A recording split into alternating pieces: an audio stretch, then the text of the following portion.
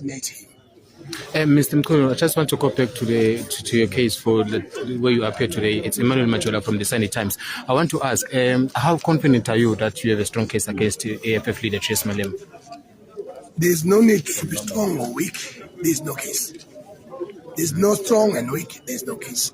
Julius Malema is stupid. Julius Malema, he has abused his relevancy and the potential of him leading this country in our age group. In our age group, he was gonna be the exciting moments for someone who can sacrifice his own brothers, like Fort Shivama and Wizendos.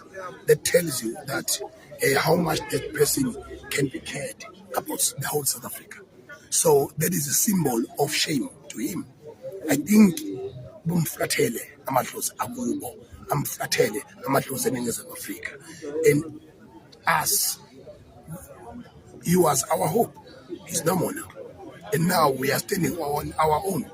And he's calling us craziness, and he's calling us stupid people.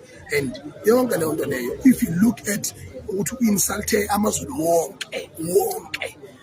If you are the Zulu person especially, you should be ashamed when you support and believe to Julius Malema. Because Julius Malema, he hated the Zulu nation